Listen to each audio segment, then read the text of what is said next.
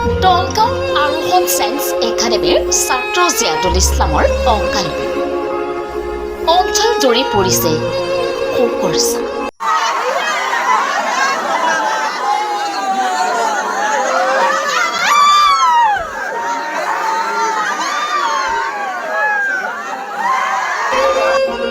কোনোবাই কৈছিল মৃত্যু এক শিল্প আৰু এই চিৰন্তন সত্য, কিন্তু কিছুমান মৃত্যু যেন কোনেও মানি ল'ব পৰা নাই। হয়, তেনে এক মৃত্যু হ'ল ফুল কোমলীয়া বয়সৰ সমাজখনৰ উঠি অহা এক সম্পদ দৰং জিলাৰ শিলপৰী গাঁও পঞ্চায়তৰ অন্তৰ্গত নলবাৰী গাঁৱৰ আব্দুল ছাত্তাৰৰ পুত্ৰ জিয়াদুল ইছলাম। 2008 চনত নলবাৰী গাঁৱত জন্মগ্ৰহণ কৰি 2023-24 বৰ্ষত শিলপৰী শংকৰদেৱ জাতীয় বিদ্যালয়ৰ পৰা ষ্টাৰ মাৰ্কসহ হাইস্কুল শিক্ষান্ত পৰীক্ষাত উত্তীৰ্ণ হৈ দলগাঁও আৰোহণ ছায়েন্স একাডেমীত নামভৰ্তি কৰে সহজ সৰল তীক্ষ্ণ মেধাৱী ছাত্ৰ জিয়াদুল ইছলামে। জিয়াদুল ইছলাম আছিল লগৰীয়া ছাত্ৰ ছাত্ৰী আৰু শিক্ষকসকলৰ প্ৰিয়, কিন্তু নিয়তিৰ পৰিহাস যোৱা কেইদিনৰ পূৰ্বে মেধাৱী ছাত্ৰগৰাকীয়ে আক্ৰান্ত হয় ব্লাড কেঞ্চাৰত। পৰিয়ালৰ লোকে গুৱাহাটী বি বৰুৱা কেঞ্চাৰ হস্পিটেলত ভৰ্তি কৰায়। চিকিৎসাধীন অৱস্থাত যোৱাকালি পৰিয়ালৰ আপোনজনক কটোৱাই চিৰ বিদায় লয়। আজি পুৱা 3 শতাধিক ব্যক্তিৰ উপস্থিতিত অন্তিম জানাজা সম্পন্ন হয়। জিয়াদুল ইছলামৰ অকাল বিয়োগে বৃহত্তৰ শিলপৰী নলবাৰী অঞ্চলত শোকৰ ছাঁ পৰিছে।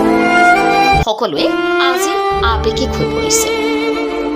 News desk report, shadow news 7। Nalbari গাঁৱৰ আব্দুল ছাত্তাৰ চাহাবৰ সৰু ল'ৰা, দুজনে ল'ৰা, তেখেতৰ সৰু ল'ৰা জিয়াদুল ইছলাম সৰুৰ পৰাই আমাৰ শংকৰদেৱ জাতীয় বিদ্যালয়ত পঢ়িছিল। তেওঁ সৰুৰ পৰাই অমায়িক আছিল, ভদ্ৰ আছিল, শান্ত আছিল আৰু শিক্ষাগুৰুৰ প্ৰতি যি শ্ৰদ্ধা বহুত আছিল। যেই নহওক আল্লাহৰ হুকুম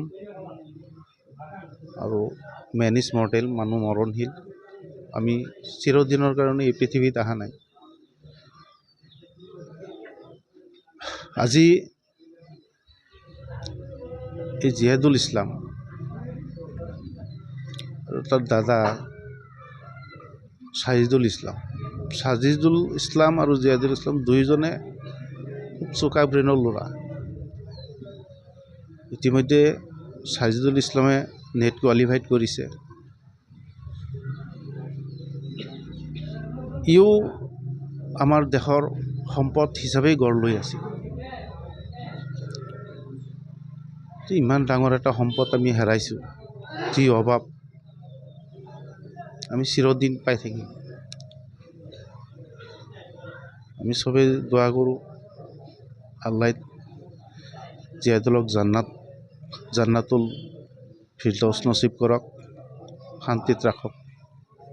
আৰু সকলোৰে পৰা দোৱা বিচাৰিছোঁ আল্লাহ পাকে যাতে জিয়াদুলক শান্তিত ৰাখে। আৰু এনেকুৱা ল'ৰা প্ৰত্যেকৰ ঘৰে ঘৰে আল্লাহ এজন লৈছে আৰু এজনকে যাতে দিয়ে। এনেকুৱা ল'ৰা জন্ম দিয়ক যাতে প্ৰত্যেকজন অভিভাৱিকাই গৌৰৱ অনুভৱ কৰিব পাৰে। যদিও লৈ গৈছে, আল্লাহে যদিও লৈ গৈছে, তথাপিও আমি গৰ্ব অনুভৱ কৰি আছোঁ, কিয়নো এজন ভাল ছাত্ৰক আমি পঢ়াব পাৰিছোঁ। মই বেছি ক'বলৈ মোৰ ভাষা নাই। সৰুৰ পৰাই মই পঢ়াইছিলোঁ, মনত খুন্দিয়েই আছে। সকলোৰ পৰা দোৱা বিচাৰিছোঁ যাতে চবেই দোৱা কৰে, জিয়াদুলক আল্লাহ পাকে সুখত ৰাখে। সেইখিনিয়ে। আজি আমি এটা ভাল সম্পদ হেৰুৱালোঁ। আমাৰ এই আৰোহণ ছায়েন্স ব্লকৰ এজন ছায়েন্সৰ ষ্টুডেণ্ট আছিল জিয়াদুল ইছলাম। বহুত অমায়িক আছিল ছাত্ৰজন।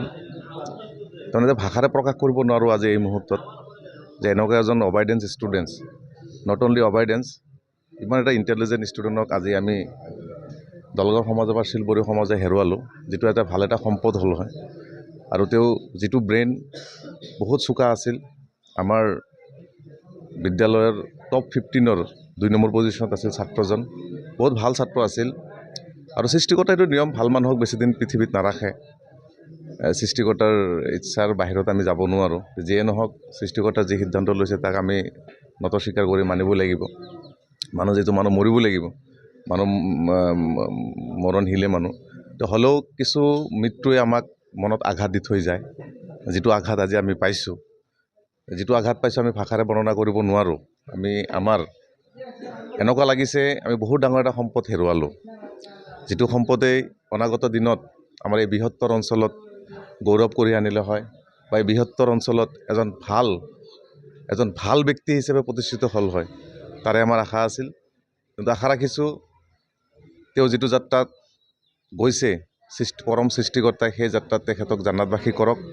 আমি সদায় তেওঁৰ কাৰণে দোৱা কৰিম আমাৰ দোৱা আছেই আৰু তেওঁ আমাৰ মাজত আমাৰ হৃদয়ত চিৰস্মৰণীয় হৈ থাকিব আমি তাৰে কামনা কৰিছোঁ আপোনালোকে চাই আছে আপোনাৰ আপোন চেনেল শ্বেডো নিউজ 7